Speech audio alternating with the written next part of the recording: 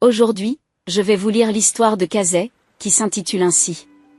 Si tu n'aimes pas vivre avec nous, tu peux partir, m'a dit ma famille après avoir passé 6 mois dans ma maison. Quand j'ai refusé, ils ont mis mes affaires à la poubelle. J'ai passé la nuit dans un foyer, puis j'ai appelé quelqu'un, faites-le. 40 appels manqués et 30 textos. Bon, allons-je m'appelle Kazé, j'ai 34 ans, et il y a 2 ans, j'ai acheté ma première maison. C'était une grosse affaire pour moi, une vraie réussite. Les versements hypothécaires n'étaient pas trop élevés puisque je travaillais à domicile en tant que consultante en marketing indépendante. Je gagnais bien ma vie, suffisamment pour vivre confortablement et même pour aider ma famille lorsqu'elle en avait besoin. Mes parents, Linda et Robert, travaillaient tous deux à temps partiel.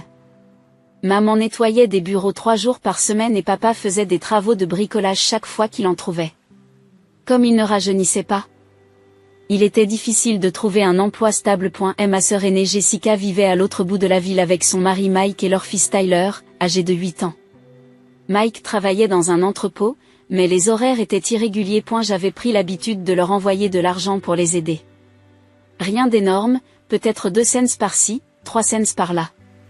Maman appelait pour demander de l'aide pour les réparations de la maison, ou Jessica envoyait un texto pour dire qu'elle était à court de loyer.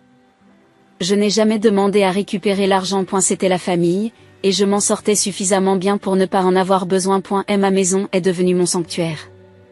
J'avais ma chambre à l'étage, combinée à mon bureau à domicile, et j'aimais le calme.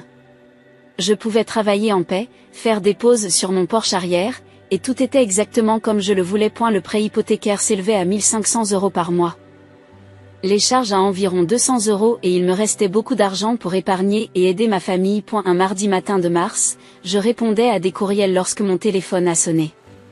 Le nom de ma mère s'est affiché sur l'écran. Et, maman, quoi de neuf? Kazé, chérie, il faut que je te parle de quelque chose d'urgent. Sa voix était tendue. Qu'est-ce qu'il y a? Nous devons faire de grosses réparations dans la maison. Le toit fuit beaucoup et il y a des dégâts d'eau dans le salon. Nous avons demandé des devis, et cela va coûter au moins 10 000 $. J'ai senti mon estomac se dérober. 10 000 $, c'est bien plus que les quelques centaines que j'envoie habituellement. Maman, c'est beaucoup d'argent. Je sais, ma chérie, mais nous n'avons nulle part où aller. L'assurance ne couvre pas le problème car elle dit que c'est dû à un manque d'entretien au fil des ans. Si nous ne le réparons pas rapidement, les dégâts vont s'aggraver. Je me frotte le front en pensant à mon compte d'épargne.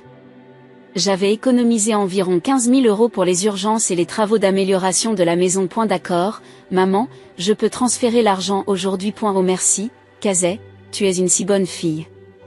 Nous te rembourserons dès que possible. J'allais raccrocher quand elle a continué. Oh, et il y a encore une chose. Pendant les réparations, ton père et moi allons devoir déménager pendant quelques semaines. Nous nous demandions si nous pouvions rester avec toi. J'aimais mes parents, mais j'aimais aussi mon espace et ma tranquillité. Maman, je ne sais pas, ma maison n'est pas très grande et je travaille à la maison. Kazé, nous n'avons nulle part où aller. On ne peut pas se permettre de louer un appartement tout en payant ses réparations, s'il te plaît. J'ai fermé les yeux intérieurement, comment pourrais-je dire non? D'accord, maman, toi et papa pouvez rester ici pendant les réparations. Merveilleux. Nous viendrons la semaine prochaine avec nos affaires. Ce soir-là, j'ai transféré l'argent sur le compte de maman et j'ai commencé à préparer la chambre d'amis du rez-de-chaussée. J'ai déplacé mes appareils de musculation au sous-sol et j'ai mis des draps neufs sur le lit. Au moins, ce n'était que temporaire. Le mardi suivant, la camionnette de papa s'est garée dans mon allée, chargée de valises, de cartons et de la collection de figurines en céramique de maman. Je les ai aidés à tout transporter à l'intérieur. C'est si gentil de ta part, mon chéri, dit maman en arrangeant ses figurines sur la commode. Nous essaierons de ne pas vous gêner. Combien de temps pensez-vous que les réparations prendront? Ai-je demandé. L'entrepreneur a dit environ 3 semaines, peut-être 4, a répondu papa en déballant ses vêtements. J'ai acquiescé et je suis remontée dans mon bureau. 4 semaines? Ce n'était pas si mal. Je pouvais supporter 4 semaines. Et la première semaine s'est déroulée sans problème. Maman préparait le dîner la plupart des soirs, ce qui était en fait agréable puisque j'avais l'habitude de prendre quelque chose de rapide entre les appels de travail. Papa m'a aidé à faire quelques travaux de jardinage que j'avais remis à plus tard. Il partait tôt chaque matin pour vérifier l'état d'avancement des réparations et revenait le soir. Mais dès la deuxième semaine, j'ai commencé à me sentir à l'étroit.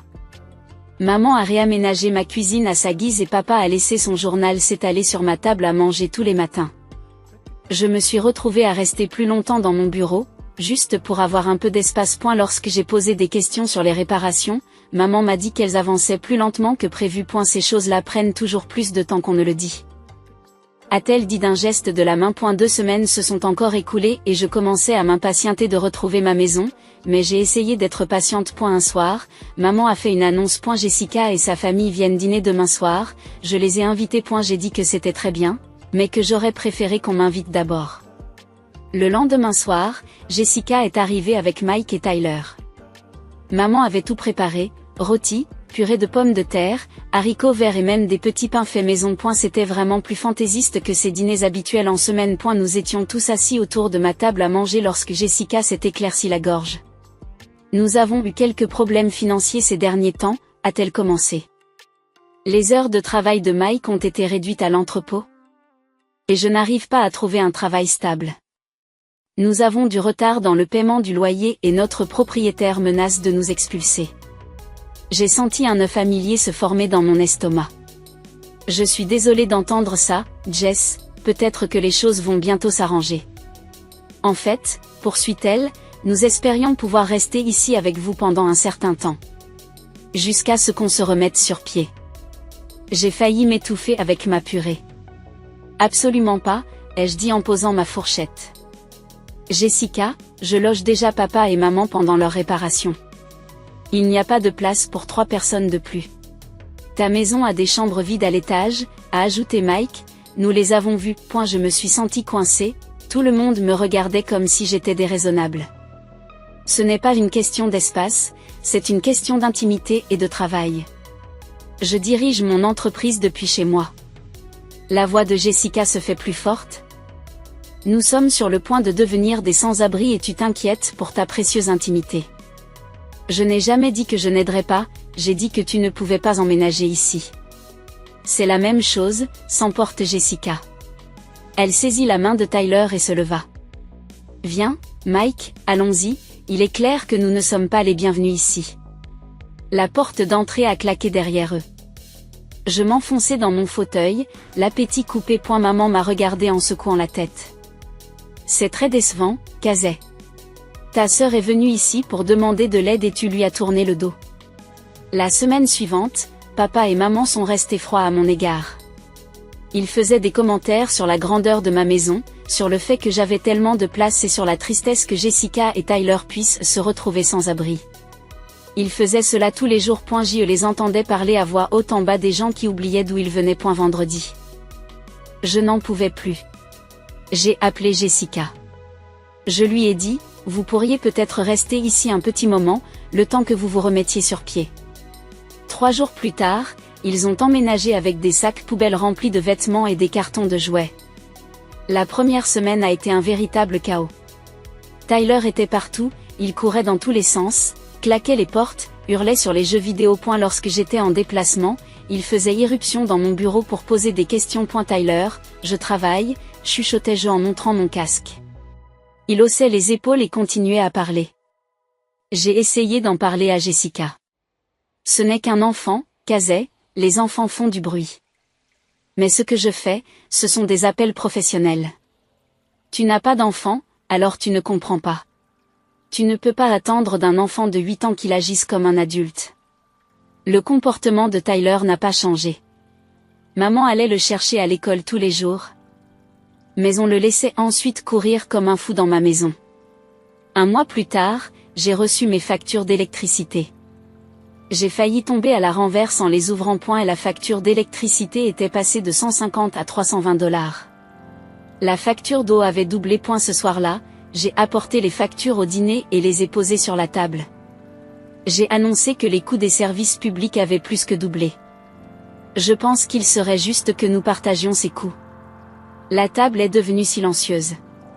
Nous ne payons pas tes factures, Casey, dit Jessica avec fermeté. Nous sommes des invités dans ta maison, a ajouté maman avec sévérité. Elles m'ont accusé d'être cupide et de profiter de leur situation. Jessica s'est mise à pleurer, disant que j'essayais de leur soutirer de l'argent alors qu'elles n'avaient rien. Finalement, j'ai levé les bras au ciel. Finalement, j'ai levé les bras au ciel et j'ai dit, très bien. Je paierai tout moi-même. 2 semaines plus tard, j'ai demandé à maman quand les réparations seraient terminées. Elle m'a répondu vaguement, ils ont pris du retard. Ces choses-là prennent du temps. Nous économisons lentement de l'argent pour tout finir. Qu'est-ce que tu veux dire par économiser de l'argent? Je t'ai donné 10 000 $. Ce n'était pas suffisant. Si vous voulez que nous déménagions plus vite, vous pourriez peut-être nous donner plus d'argent pour accélérer les choses. Je l'ai regardé avec incrédulité, mais je n'ai rien dit. La situation a empiré lorsque maman et papa ont commencé à inviter leurs amis le week-end. Nous avions l'habitude d'organiser des réunions dans notre maison, a expliqué maman, mais comme elle est en cours de rénovation, nous avons besoin d'un autre endroit. Votre maison est parfaite pour cela. Soudain, mes week-ends sont devenus un véritable chaos. 8 ou 10 de leurs amis venaient à la maison, s'attendant à ce que je fasse la cuisine et que je fournisse des snacks. J'ai commencé à quitter la maison le samedi matin et à ne revenir que le soir, juste pour éviter la foule. Mais quand je revenais, maman avait toujours la même demande. Kazé, ma chérie, pourrais-tu nettoyer après nos invités?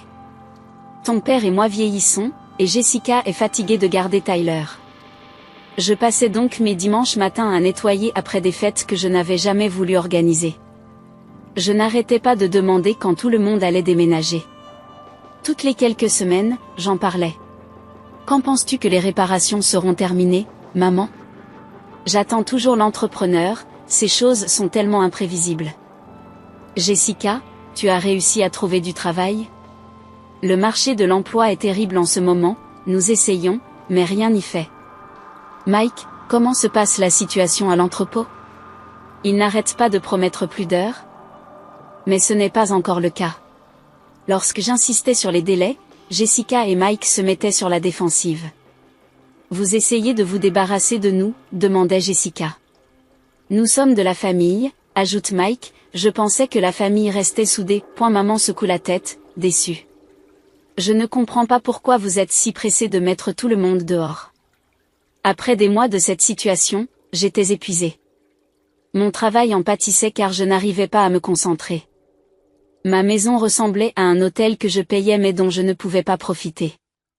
Mes factures d'électricité écrasaient mon budget. Mais chaque fois que je soulevais des problèmes, on me faisait sentir que j'étais égoïste et ingrate. J'ai donc cessé de poser des questions et je me suis contentée d'essayer de survivre chaque jour. 6 mois. Cela faisait 6 mois que papa et maman avaient emménagé. Soi-disant pour quelques semaines de réparation. J'avais atteint mon point de rupture. Ma maison était devenue un cirque. Tyler courait dans les couloirs à toute heure, maman réarrangeait mes meubles chaque semaine pour s'adapter aux visites de ses amis, et Jessica traitait ma cuisine comme son restaurant personnel. Les factures d'électricité me tuaient financièrement, et je n'avais pas eu de week-end tranquille à la maison depuis le mois de mars. Ce samedi matin, j'ai décidé que j'en avais assez de me poser des questions. Au lieu de quitter la maison pour éviter une autre fête de fin de semaine, j'ai décidé de me rendre chez mes parents pour constater par moi-même l'avancement des travaux de rénovation. Le trajet jusqu'à la maison de mes parents a duré 20 minutes. Je n'y étais pas allée depuis qu'ils avaient emménagé avec moi, me fiant toujours à leurs paroles concernant les réparations en cours. En tournant dans leur rue, je m'attendais à voir des engins de chantier. Peut-être des ouvriers, signe d'une rénovation importante qui devait durer 6 mois. A eu lieu de cela. J'ai vu dans l'allée un monospace que je n'ai pas reconnu. La cour était bien entretenue et des jouets d'enfants étaient éparpillés sur la pelouse. Il n'y avait pas de matériaux de construction. Je me suis garée de l'autre côté de la rue et j'ai regardé la maison. Elle avait l'air tout à fait normale. En fait, elle était plus belle que la normale. Quelqu'un avait planté de nouvelles fleurs et repeint la porte d'entrée. Mon cœur s'est mis à battre la chamade lorsque je me suis approchée de la porte d'entrée et que j'ai frappé. Une femme d'une trentaine d'années m'a ouvert, tenant un enfant en bas âge sur sa hanche. « Je peux vous aider ?» demande-t-elle poliment. « Bonjour, je suis désolée de vous déranger. Qui êtes-vous et que faites-vous ici ?»« C'est la maison de mes parents. » La femme a l'air confus. « Je suis désolée. Mais je crois que vous vous êtes trompé d'adresse. Nous louons cette maison depuis 6 mois. J'ai eu un haut le cœur. Loué, de qui? Des propriétaires, Linda et Robert Williams. Ils ont dit qu'ils devaient déménager temporairement pour des raisons familiales. Nous avons un contrat de location et tout le reste. Y a-t-il un problème? Non, aucun problème, ai-je réussi à dire, désolé pour la confusion. Je suis retourné à ma voiture en titubant, les mains tremblantes lorsque j'ai démarré le moteur. Tout s'est mis en place. Il n'y avait pas de rénovation. Il n'y avait jamais eu de rénovation. Mes parents m'avaient menti pendant 6 mois, vivant gratuitement dans ma maison tout en collectant l'argent du loyer auprès des locataires. Et les 10 000 $ que je leur avais donnés pour les réparations? C'était du pur profit. Le trajet jusqu'à la maison s'est déroulé dans le flou. J'étais furieuse, blessée et complètement trahie. Mes propres parents m'avaient escroqué. Et Jessica était probablement dans le coup elle aussi. Lorsque je me suis garée dans mon allée, j'ai entendu des rires et de la musique à l'intérieur de la maison. Une autre fête de fin de semaine battait son plein. Je suis restée assise dans ma voiture un moment, essayant de me calmer. J'ai franchi la porte d'entrée et j'ai trouvé le salon bondé de monde. Les amis de maman étaient partout, mangeant la nourriture que j'avais payée, buvant du vin, riant bruyamment. Tyler courait entre les adultes et Jessica aidait maman à servir les collations. Casey, a appelé maman joyeusement, tu rentres tôt, viens nous rejoindre. J'ai regardé dans la pièce tous ces gens dans ma maison, des gens qui n'avaient aucune idée que leurs hôtes étaient des fraudeurs, menteurs et tricheurs. Tout le monde doit partir, ai-je dit assez fort pour que toute la pièce l'entende. La conversation s'est arrêtée, tout le monde s'est retourné pour me regarder. Excusez-moi, dit maman. Son sourire s'estompant. J'ai dit que tout le monde devait partir, la fête est finie. Casey, qu'est-ce qui te prend? Demande papa en se levant de sa chaise. Tous ceux qui ne vivent pas ici doivent sortir de chez moi tout de suite. Les amies de maman commencent à se regarder les unes les autres, mal à l'aise. Certaines d'entre elles ont commencé à rassembler leurs sacs à main et leurs vestes. Casey Marie Williams, tu me mets mal à l'aise devant mes amis, siffle maman. Bien, peut-être que tu devrais être gênée. Au bout de 10 minutes, tous les invités étaient partis, marmonnant leurs adieux et jetant des regards confus dans ma direction. Seule ma famille est restée dans le salon soudain silencieux. Qu'est-ce qui ne va pas chez toi? Demande Jessica. Tu viens d'humilier papa et maman devant leurs amis. Tu veux savoir ce qui ne va pas chez moi, dis-je. La voix tremblante de colère. Je viens de passer devant la maison de papa et maman. Le visage de maman s'est vidé de ses couleurs et papa s'est assis lourdement dans son fauteuil. Il n'y a pas de rénovation, n'est-ce pas? J'ai continué. Il n'y en a jamais eu. Vous louez la maison à une famille avec un enfant en bas âge et vous vivez ici gratuitement tout en collectant l'argent de leur loyer. Casey, tu ne comprends pas, a commencé maman. Je comprends parfaitement, tu m'as menti, tu m'as pris 10 000 $ sous de faux prétextes et tu as vécu gratuitement dans ma maison pendant 6 mois. Ce n'est pas comme ça, dit faiblement papa. Alors explique-moi comment une famille vit dans ta belle maison alors que tu m'as dit qu'elle était en cours de rénovation. Jessica s'est avancée. Casey, calme-toi. Je suis sûre qu'il y a une explication. Oh, tu es sûre? Cela signifie que vous étiez au courant, n'est-ce pas, Jessica? Son silence était toute la confirmation dont j'avais besoin. Vous le saviez tous, vous m'avez tous menti pendant tout ce temps. Nous avions besoin des revenus locatifs, dit maman sur la défensive. Nous vieillissons et nous avons besoin d'une sécurité financière. Alors vous avez décidé de me voler à la place? Vous avez plus qu'assez, ajoute Mike. Regardez cet endroit, vous vous en sortez très bien. Ce n'est pas la question, tu m'as menti, criai-je maintenant, des mois de frustration et de trahison se déversant. Je veux que vous partiez tous de chez moi, que vous fassiez vos bagages et que vous partiez. Maman et Jessica se sont regardées et ont commencé à rire. Nous n'irons nulle part, dit Jessica avec un sourire en coin. Qu'est-ce que tu viens de dire? Tu m'as entendu, ça fait 6 mois qu'on vit ici. Tu ne peux pas nous mettre dehors comme ça. C'est ma maison, je peux faire ce que je veux. En fait, vous ne pouvez pas, dit maman en croisant les bras. Nous sommes des résidents établis maintenant. Si tu veux qu'on parte, tu devras passer par les voies légales. Je les ai regardés avec incrédulité, ma propre famille ne m'avait pas seulement trahi, mais tenait maintenant ma maison en otage. Sans un mot de plus, j'ai tourné les talons et je suis montée dans ma chambre en claquant la porte derrière moi. Je les entendais parler fort en bas, probablement pour fêter leur victoire. Je ne suis pas sortie de ma chambre pendant le reste de la journée. J'ai commandé une livraison de nourriture et j'ai essayé de comprendre ce que je devais faire ensuite. Ma famille m'avait pris de court et je n'avais aucune idée de la manière de riposter. Le lendemain matin, je me suis habillée et je suis sortie. J'ai passé 3 heures à me promener dans le parc, essayant de me changer les idées et de décider de ce que j'allais faire. Lorsque je suis rentrée chez moi, j'ai trouvé des valises sous mon porche. Pendant une fraction de seconde, j'ai été soulagée. Peut-être qu'ils avaient repris leurs esprits et décidé de partir d'eux-mêmes. Mais quand j'ai essayé de mettre ma clé dans la porte d'entrée, elle n'a pas tourné. Ils avaient changé les serrures. Je me tenais sur mon propre perron, regardant mes valises et une serrure qui ne reconnaissait plus ma clé. Mes mains tremblaient lorsque j'ai réessayé la clé, sachant qu'elle ne fonctionnerait pas, mais incapable d'accepter ce qui se passait. J'ai frappé à la porte, sans réponse, j'ai frappé plus fort. Je sais que tu es là, j'ai crié, c'est ma maison. Enfin, j'ai entendu la voix de ma mère derrière la porte. Si tu n'aimes pas vivre avec nous, c'est peut-être toi qui devrais partir, pas nous. Ouvrez cette porte tout de suite. Nous n'ouvrons rien. Tu as fait ton choix en nous mettant dans l'embarras devant nos amis. Je n'arrivais pas à croire ce qui se passait. Ma propre famille m'avait volé ma maison. J'ai chargé mes valises dans ma voiture et je me suis rendue au motel le plus proche. Le réceptionniste m'a regardé avec pitié pendant que je m'enregistrais pour la nuit, se demandant probablement quel genre de personne se présente dans un motel avec des larmes qui coulent sur son visage. Ce soir-là, j'ai appelé mon amie Sarah, qui travaillait comme avocate. Je la connaissais depuis l'université et elle était l'une des rares personnes à connaître ma situation familiale.